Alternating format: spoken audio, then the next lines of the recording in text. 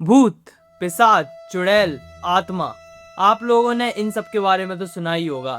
बहुत सारे लोग मानते हैं कि ये हमारे आसपास ही होते हैं। आज हम इसी पर बात करने वाले हैं कि हमें भूत से डर क्यों लगता है और क्या सचमुच कोई नेगेटिव एनर्जी होती है जो हमारे आसपास होती है।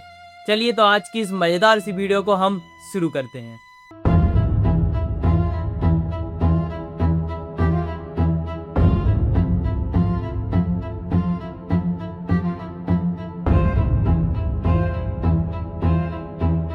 सोचिए आप आधी रात को घने जंगल में जा रहे हैं और आप धीरे धीरे कदम रख रहे हैं और आपको कोई धीरे सी आवाज आ रही है। आप पीछे मुड़ के देखते हैं, आपको कुछ नहीं दिखता, तो आप फिर से चलना शुरू कर देते हैं, मगर वो आवाज फिर से आती है और आप फिर से पीछे मुड़कर देखते हैं, मगर इस बार भी वहाँ पर कोई नहीं होता है। और तभी जब आप ऊपर पेड़ की तरफ देखते हैं तो वहाँ पर आपको दिखता है एक भूत, जिसके काफी खतरनाक दांत हैं, काफी खतरनाक नाखून है और उसके पैर उल्टे हैं। मगर क्या कभी आपने सोचा है कि ये जो भूत होता है हमेशा डरावना ही क्यों होता है? इसके लंबे नाखून, लंबे दांत, जिस किसी को भी भूत दिखता है वो ऐसा ही क्यों दिखता है? क्या आपने कभी सुना है कि उसे कोई सुंदर भूत दिखा हो? सोचिए आपके सामने कोई सुंदर सी स्त्री आ जाए मगर वो भूत है, तो क्या अब आपको उससे डर लगेगा? बिल्कुल नहीं, क्योंकि भूत से हमें डर तभी लगता है जब उसके लंबे दांत हो, नाखून हो, जो हमने मूवियों में देखा है। और ये काफी ज्यादा टिपिकल है, हम सबके दिमाग में मूवी से और पुरानी कहानियों से डाल दिया गया है कि भूत है तो वो डरावना ही होगा बहुत ज्यादा।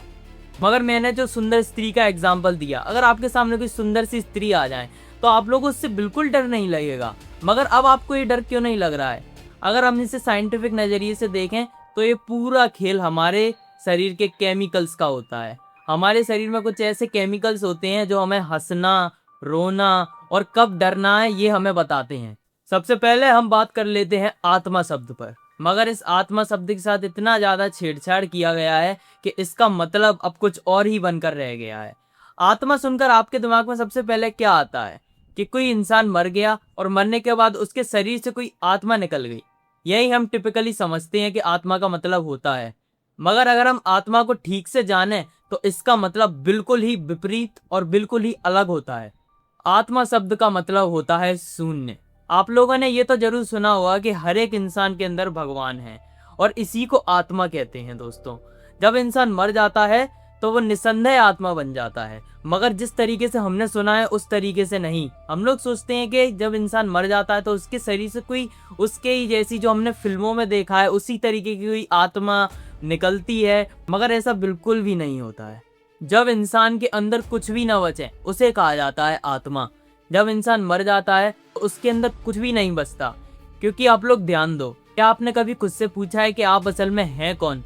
आपका जब जन्म होता है तब आपको बता दिया जाता है कि आपका नाम क्या है, आपकी सोसाइटी क्या है, आपका सरनेम क्या है।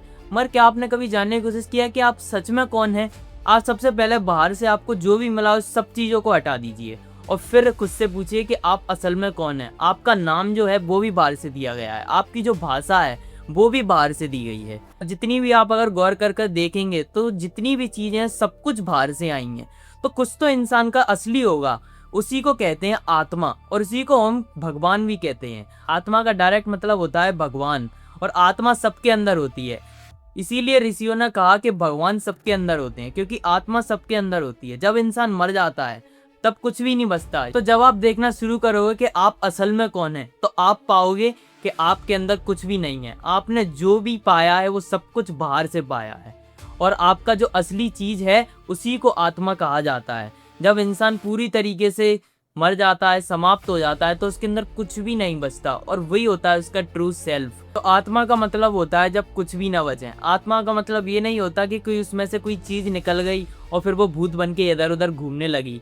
ये बात बिल्कुल सही नहीं है। आत्मा का मतलब होता है जब इंसान बिल्कुल सब कुछ खत्म हो जाए, इस माया का जो भी चीज होती है बिल्कुल कण कण बिल्कुल खत्म हो जाए, उसी को कहते हैं हम आत्मा। तो आइए अब हम बात करते हैं कि जिन लोगों को भूत दिख जाता है उनका क्या, आखिर उन लोगों को भूत दिख कैसे जाते हैं। तो दोस्तों, इंसान की जो सोचने की ताकत होती है वो बहुत ज्यादा पावरफुल होती है। आपका कभी बहुत अच्छा मूड हो तो आप जरा सैड होने की कोशिश करना। आप कुछ बेकार बेकार रील्स देखना सैडनेस वाली, तो आपका सचमुच में जो मूड है वो सैड हो जाएगा। तो इतनी ज्यादा पावर होती है हमारे दिमाग के सोचने की। हम जो इस दुनिया को देते हैं वही हम लोगों को लौट के मिलता है। अगर हम उदास होंगे और हर समय बेकारी सोचेंगे तो हम ना चाहते हुए भी दूसरे को भी उदास ही करेंगे। और अगर आप लोगों में हैप्पीनेस बांटेंगे तो आप लोगों को भी लौट कर हैप्पीनेस मिलेगी ही। और इसी तरह अगर आप डरेंगे, अगर आप भूत से डरेंगे तो आपको भी दुनिया से वही मिलेगा। अगर आप डर देंगे तो आपको डर मिलेगा भी। आइए इस बात को हम गीता के अध्याय 10 श्लोक 8 से और अच्छे से समझते हैं। इसमें कृष्ण कहते हैं, मैं ही समस्त सृष्टि का मूल हूँ, सब कुछ मुझसे ही उत्पन्न होता है। जो बुद्धिमान लोग इसे भलीभांति जानते हैं वो बड़ी श्रद्धा और भक्ति से मेरी पूजा करते हैं। तो इसका मतलब भी सेम टू सेम यही है। जो हमारी धरती है इसका कण कण जिंदा है। जो यूनिवर्स है वो हमारी बात हर समय सुनता है। आप जो यूनिवर्स से मांगेंगे आपको वही मिलेगा। अगर आप डरना चाहते हैं, अगर आप डर ही मांगते हैं तो आपको वो लौट कर जरूर मिलेगा। और अगर आप दुनिया में लव बांटेंगे, काइंडनेस बांटेंगे और लोगों की मदद करेंगे तो आपको भी लौट कर यही सब मिलेगा। क्योंकि श्री कृष्ण ने गीता में यही कहा है, जो मुझे जिस रूप में बसता है मैं उसे उसी रूप में मिलता हूँ। ये समस्त सृष्टि पूरी कृष्ण का ही रूप है और हम जिस रूप में कृष्ण को मांगते हैं हमें उसी रूप में मिलते हैं। अगर हम हर टाइम गुस्से में रहते हैं और हमारा मूड हर समय खराब ही रहता है तो हम इस यूनिवर्स को सिग्नल दे रहे हैं कि हमें गुस्से में ही रहना है। तो यूनिवर्स आपको वहीं लौटा कर देता है। और इसलिए लोगों को भूत दिखने भी लगते हैं, क्योंकि हम लोगों को बचपन से इतना ज़्यादा मैनिपुलेट किया गया है कहानियों और भूत की फिल्मों से कि अंधेरे में ही भूत होता है। जब हम लोग घर में अकेले होते हैं तो हम अंधेरे की साइड पर देखते हैं और वहाँ पर अगर कुछ भी ना हो, सिर्फ कोई चूहा भी हो तो हम उसकी आवाज़ से डर जाएंगे और ना चाहते हुए भी वहाँ पर कुछ बना लेंगे। और उससे डरते डरते हम अपने आप को इतना ज़्यादा डरा लेंगे, हमें हेलुसिनेशंस दिखने लगेंगे। हमारा दिमाग इतना ज़्यादा पावरफुल होता है, हम अपने दिमाग को इतना ज़्यादा पागल बना लेते हैं कि हमें जो चीज़ नहीं होती वो भी दिखना चालू हो जाती है। तो ये होती है हमारे दिमाग की ताकत। और इसी वजह से लोगों को भूत दिखते हैं जिनको भी दिखता है। और काफ़ी बार लोग भूत को भगवान से भी ज़्यादा पावरफुल बना देते हैं। लोग बोलते हैं कि मंदिर में भूत नहीं आ सकता, मगर जब वो ये बोलते हैं तो इस बात का मतलब है कि बाहर भगवान नहीं है। भगवान सिर्फ मंदिर में नहीं है। अगर भूत मंदिर में नहीं आ सकता तो फिर वो कहीं पर भी नहीं आ सकता, क्योंकि इस दुनिया में जो भी है सब कुछ भगवान से बना हुआ है, हम आप सब कुछ। तो जो लोग मंदिर में भूत से नहीं डरते हैं और बाहर डरते हैं तो ये बात तो बिल्कुल ही नॉनसेंस है अगर हम इस पर्सपेक्टिव से इसे देखें। तो अगर आप कभी झूठ के हाथ और पैर चलते देखो तो समझ जाना कि इस झूठ को आपने ही जन्म दिया है। ये जो हाथ और पैर चल रहे हैं ये आप ही हैं, इसको आप ही फ्यूल ले रहे हैं। क्योंकि हम लोग सोचते हैं कि जब हम मंदिर में जाते हैं और भगवान से कुछ मांगते हैं तभी भगवान हमारी सुनते हैं, मगर ये बात बिल्कुल गलत है। भगवान हमारी बात हर समय सुन रहे होते हैं, क्योंकि भगवान हर समय हमारे आसपास हर एक कण में होते हैं।